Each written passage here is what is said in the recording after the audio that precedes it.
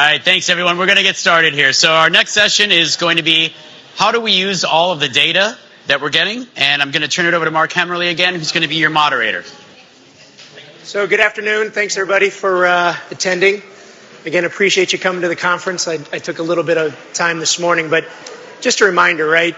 The value of these events is not just in the information sharing that we do on these panels and the questions that you get to ask and talking about things, but it's also meeting each other outside these four walls in the hallways at the events. So definitely take time to introduce yourself to the person next to you. If you have questions afterwards, come up and talk to any of us. This is what it's all about.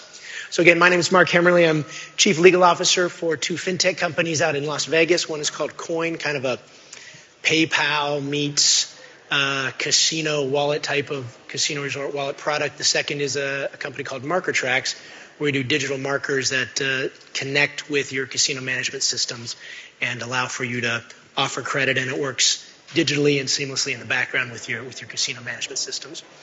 Our panel today is made up really of a great spread of individuals. We've got outside consultants, experts in data analytics, and then property-based, overarching, looking at all the data analytics, but then the implementation of the data and different things to do with it.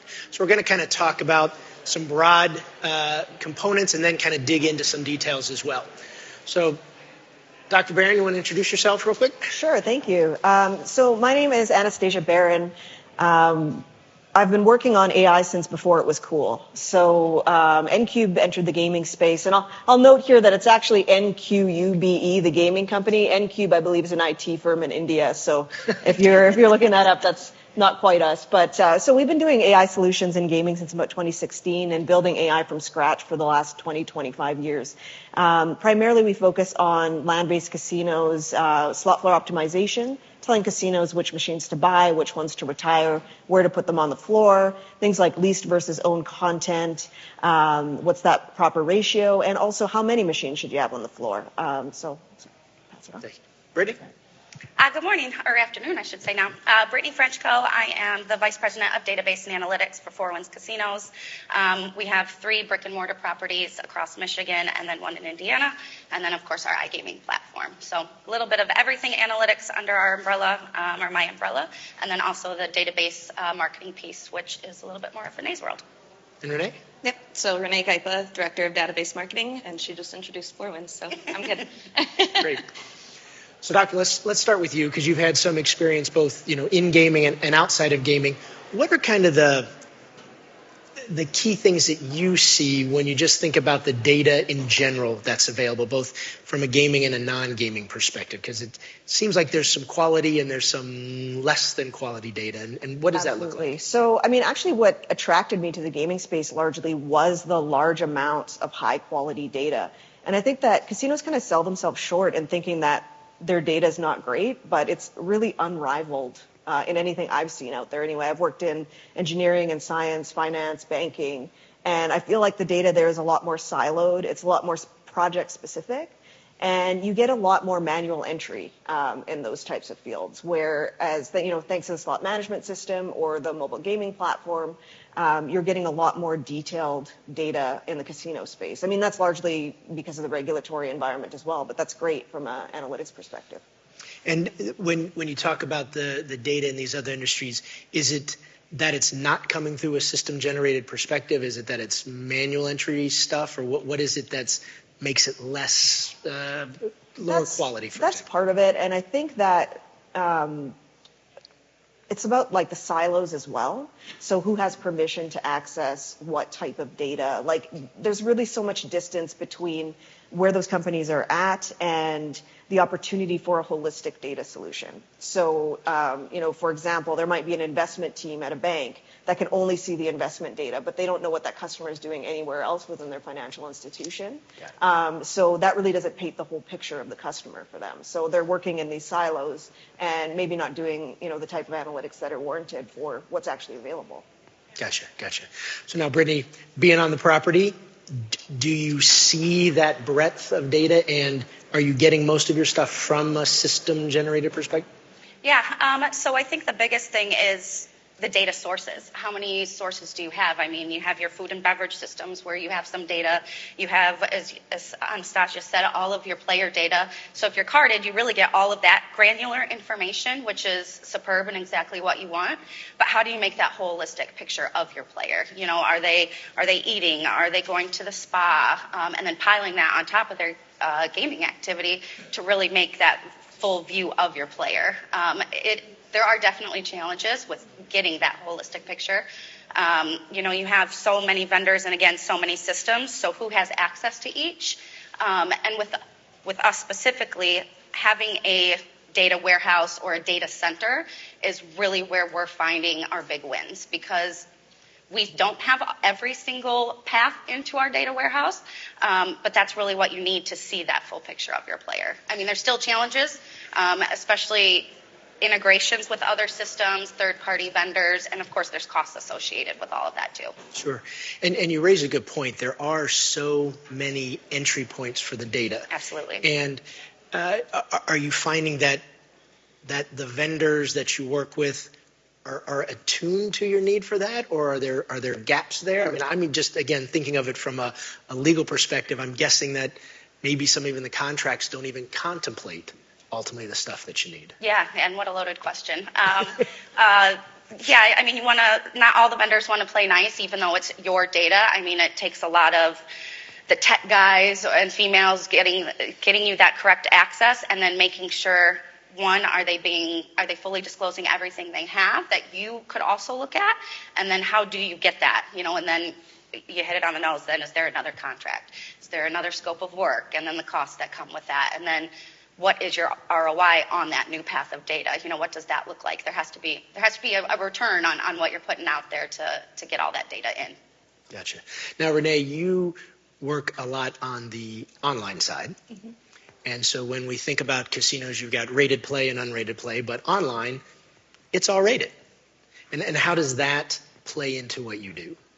I mean, it plays into what we do every day with everything that we do. Any campaign that we're doing, we know pretty well how our players are going to react to most of our campaigns, because everything they do online is rated. It's all trackable. We can see what they do. We can see, you know, even down to opening an email. Do they know that this offer was there?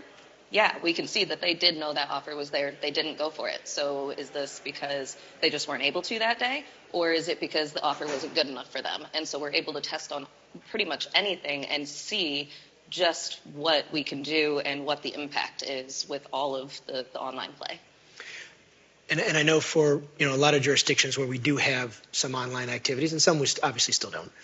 But do you see, and one of the things I think it even came up in the previous panel was the concern of cannibalization with the online and the brick and mortar space. Do you see that there is a significant amount of crossover? It's not as much as you think. What's kind of been your experience so far with how the online versus the brick and mortar play appears?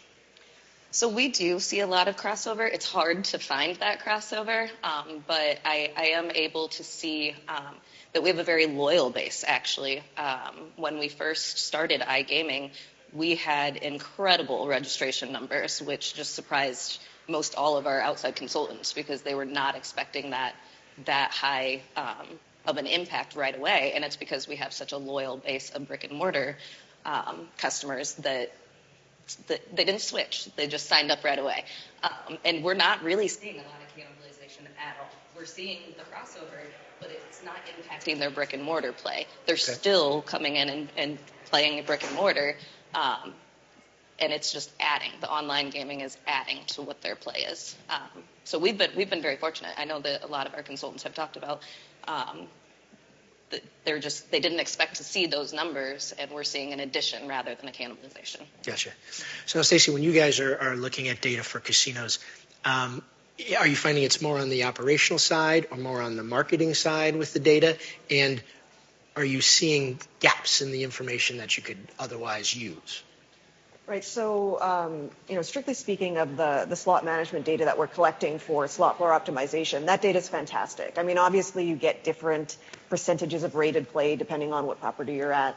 But for the most part, I mean, we still work with uncarded players. It's just a different type of problem than when we're working with carded play. And it's really interesting hearing about all the rated play online, and that it seems that both of you have a system where you can actually track your player online and at the casino. And that's phenomenal, because it's been a real point of frustration in terms of data gaps. When we're working with casinos that are adopting sportsbook, or they're getting mobile on premise, or just any type of technology that they think they're tracking their players, for some reason, and I don't know where this breaks down. I'm hoping to figure it out so we can start avoiding it. But there was never a discussion about how do we integrate player cards into the mobile side of our operation. How do we integrate player cards into sportsbook? So if we want to connect that customer to what they're doing online and what they're doing with sports betting, that becomes an extremely difficult problem to solve. So we're working with IT teams, like how do we pull the player number? How do we match this? Are we going to use emails instead of using player cards? And it just becomes this huge burden, when I feel like that could be avoided with a conversation when you're purchasing a service or purchasing an online platform. Like, okay, how do we get the player data into your system? Like, it's just so important from a long-term data perspective.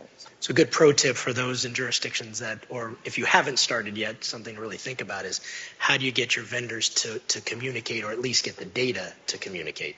So I'm assuming, is this a pain point for you guys? Yeah, and just to add to that, while we do try to match up, our online gaming with our brick and mortar player, because again, that gives you that holistic player, it's very manual on our side.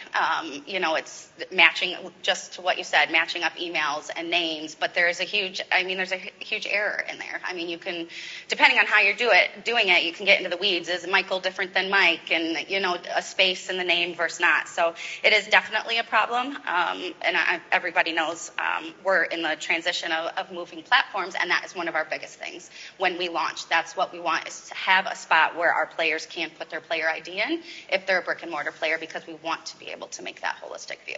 And that's another great point, right? If you're in the process of changing vendors, somebody has to be responsible for making sure the old data matches up into the new system, so that there's the continuity between Bill or William, between both your brick and mortar and your different online platforms with the historical data that's going there. Yeah, absolutely. Now, do you find that when you're, Renee, when you're doing some of your analytics and your marketing, is that creating a challenge for you when you don't have that fuzzy logic, just doesn't seem to work between Bill and William, and somebody's now getting two offers when they really should have only gotten one? And are you seeing that kind of stacking of offers? Not really, because we don't have a lot of crossover yet between our promotions, our marketing campaigns between iGaming and brick and mortar. It's definitely something that we want to be able to do, but as we've talked about, that the crossover, we just can't find it very well. So we haven't done a lot. We've done some giveaways online for online casino that give them, a stay at the hotel or something. So, but it's so manual that it really comes down to, okay, once we've finished the entire process and we've manually drew our winners for this online promotion, then we check to see if they have a Players Club account, because that's really the only way we can do it. Like, I'm literally just typing in their name into our patron management and seeing if they have an account. So yes, we could at some point see a crossover in those offers once we get to that point. And that'd be part of our checks and balances once we get to that point of cross-selling, of ensuring that that's not there. We're not there yet, though. So Sure. It's a continual and evolving process with data and analytics and how you work with it. Now, Stacey, I know in our previous conversations you talked about the ability to really look holistically at players, especially on the rated play side, but then separately looking at what the slot floor is doing and whether they're in sync. Can you explain that, and what does that look like? And Sure. It's a great concept that, honestly, I used to run casinos back when I had brown hair instead of gray, and it was just a level of analytics that was new to me when you were talking about it. I thought, this is a great use of data. Yeah, absolutely. I could talk about it as it relates to land-based and how that can be ported online. So essentially what we do is, I don't like saying that it's Netflix style, but it's Netflix style. So we segment players and we segment the machines. And it really becomes a complicated matching problem of which player segments are playing which machine segments. So on the player side, we're segmenting them based on their play behavior. So which groups of players are playing which machines might they move to if a machine gets taken away. It's funny because you see player segments where, maybe there's 2-3 machines that entire segment plays, and then there's some that are, quite broad in terms of what their interests are. So what we do is we then segment the slot machines, and we figure out, depending on the quality of the slot master file, like the more properties, the better, what aspects of that slot machine are the players actually responding to. So, is it the theme? Is it the number of reels? Is it the game math? We can extract that from the machine data to be able to determine how those players are playing. And then we match them up. So it's not just about, what's a high performer, what's a low performer. It's about, which players are playing which machines. And if you get rid of that machine, are they going to move to one that's more profitable? So there are cases in which we recommend, hey, get rid of 5 of these machines, and they're very popular machines. It's tough to tell an operator that, but the fact is the players that are playing that will shift to something that's more profitable if you get rid of those machines on the floor. So it's an interesting matching problem. And, there's obviously a real estate aspect that comes along with that. So in terms of porting that over to online, it's actually an easier problem to solve because every player gets their environment. You don't have to worry about, is somebody sitting at the machine that they want to play. So there's no issue around how many machines you should have of a particular type. Excellent point. I like that. With the data, do you have too much? I mean, if you ask me, I don't think there's ever too much. Okay. But I think the problem is what do you do with it all? Yeah. That's where the challenge is. Do you have the manpower, and are you writing queries, and do you have the staff that has those kinds of skills? So I don't think there's ever enough data or ever too much. But yeah, it's what you do with it and how you operate with it. I think is the biggest challenge. With what you just mentioned about, do you have the right talent and the technology to do it? What really are the biggest hurdles that you've seen, both from your operational perspective, from your marketing perspective, and from your analytic perspective? What seems to be the biggest challenge relative to the data and its use? Well, kind of going back to what I said earlier, for us, I think one of our biggest problems is having that center location. Everybody has 20 usernames and 20 passwords for all these different systems, but having one go-to, whether it's a data warehouse or whatever, having that one location so you can tie all those pieces together, I would say is one of the biggest challenges. For me personally, in my day-to-day use of the data, I think it's the technological handicaps that we have. We have so much data and we have so many things we could do and so many ideas, but we go to put it into practice and we can't. Mm-hmm. Or if we can, it's completely manual. Something as simple as, let's do a birthday offer. It's very hard to even get that out sometimes. So the handicaps around the technology and the use cases is my biggest hurdle every day. Yeah. Stacey? Yeah, as mentioned before, that matching of the player cards is quite frustrating between different platforms. But also, we encounter situations where, and not going to name names, but there are certain vendors out there that actually don't. It's not that they don't allow the customer to have access to their own data, but they don't tell them up front that if you want to access certain parts of the slot management system, that it has to be done by the slot company. Unbeknownst to the slot manager or, director of gaming or whoever's working on it or the IT director, they don't know when they're bringing on a new system that they're not going to be able to access certain aspects of their slot management system. And that's going to end up costing them more money down the road because you have to bring someone in to actually write a query for you and be able to access the data that should belong to the casino, to the tribe. So I feel like there's very little outrage about that, and it just makes me so angry when there are panels about data sovereignty and there are companies out there that don't allow data access. That's just crazy to me. So now I guess when you get engaged, there's already executive buy-in to the value of doing the analytics and crunching the data. But from a property perspective, do you find that there is, everything's a give and take? I could put money here, I can put money here for the operation. Do you find that the data analytics component gets enough review and support, or do you find that that's an ongoing challenge, and how do you overcome it? Well, I think twofold. I think specifically just speaking for us in our environment, we do really have the buy-in and we have the support. But again, if you are having to put out funds because you want to access that data that you don't have, we have to prove it. We have to prove what that ROI looks like. And if I can get this data, this is going to be our outcome. So I think that we're very lucky in that aspect, but I've definitely seen other casinos and other teams that don't necessarily have that buy-in or might not even have an analytics team in their casino. Mm-hmm. So I think it varies very widely. But again, we do have the buy-in, so we do have a pretty robust analytics team. So that is very beneficial because it affects everything. I mean, you name it, we analyze it. And so putting those ideas out there and seeing what tweaks and changes you can make, especially to marketing from a database side, is huge. But yeah, you have to prove a little bit that data that you're going to get is worth it. Sure. Do you find, Stacey, with the work that you do, are you at the end of the day showing the ROI of the value of, we've run these analytics, we're making these recommendations on the floor, they get implemented? Are you able to pencil that out and get further buy-in on the executive side of, yes, let's keep investing with this? Oh, absolutely. I mean, when you're implementing, whether it's AI or, different types of analytics for marketing or slot floors, we ultimately see like excellent ROI and much more efficiency in the process. That's not to say that, you have to bring in huge holistic data solutions all at once, right? I mean, casinos have existed for a long time before analytics, and they make money and they do well. There are manual processes that work, but I mean, everybody wants to make more money. So increasing the efficiency of those processes is so important. And, we do see, more buy-in, like you said, as, we show that ROI. It's like, oh, what else can we do with that?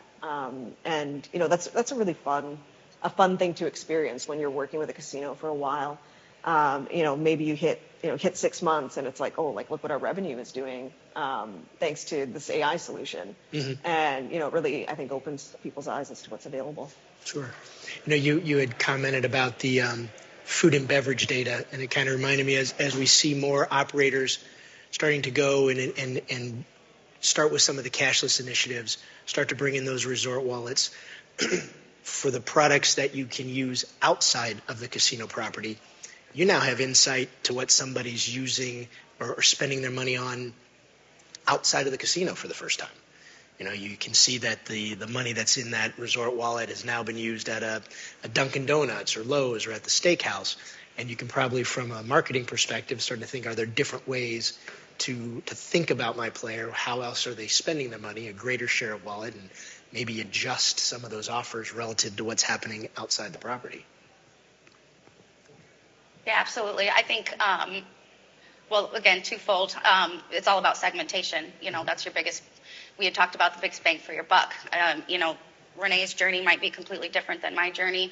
She might like to go eat when we're at the casino, and I don't want to eat, but I just want to play. So I think that's where those offers. That's where you need to get to, is varying those offers. It's not necessarily, obviously, most casinos segment based on their play, what they're putting in and out of machines or at the tables. But I think thinking about those, and admittedly, we're not totally there yet either. That's the perfect world. But taking those ancillary items, whether it's a concert or food and beverage like you talked about, or a spa visit, making sure that you're targeting those offers to the players that want those. Sure. So, Stacey, with the work that you do, is there anything that you would want to analyze and implement that you haven't had a chance to yet? Oh my God, that's a trick question. Oh, geez. No. Wow. I mean, I'd love to bring our platform online. It's funny, when we first got started, it was at an iGaming conference, and we were just talking about, terrestrial technology. So, it's really something that's been on our mind, and I think now that more tribes are implementing online platforms and sportsbook, we're really thinking more about, like, how do we move into that environment, and how do we start creating that holistic solution with what's happening on the slot floor itself. I think that's going to be really interesting, just kind of see how that evolves over the next little while. And yeah, I love coming to iGaming conferences and hearing about just this different world that I don't see every day, and I'm looking forward to that being just more a part of what we do. Is there anything that's happening in any of the other industries that you've worked in that and again, this is one of those questions I didn't give you a heads up on, so you can think about for a minute. But are there anything from a data analytics perspective that's happening outside of gaming that you think would be worthwhile for gaming to embrace? Yeah, that's a really good question. Honestly, I love working in gaming, and it's because of that data.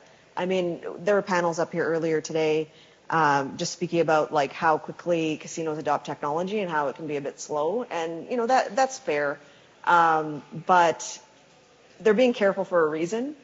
I think that especially, so I love that this conference, like not a lot of people were talking about AI, and I think that's great because it's just like everywhere. So I haven't heard it too much here, but I'm going to have to talk about it.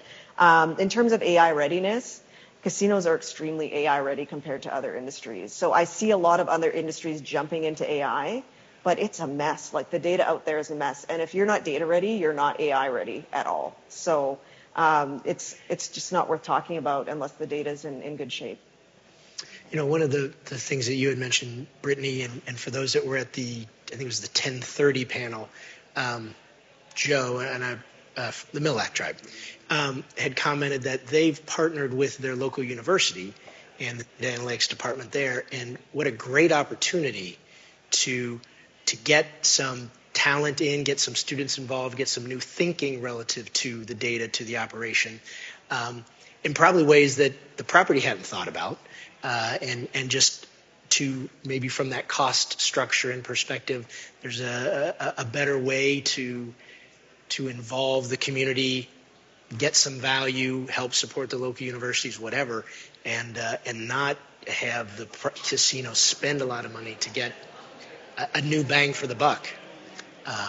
It just seemed like a great idea to bring up for this panel relative to that opportunity. I know we've hit our time. Does anyone have any questions for any of the folks up here? With that, thank you very much.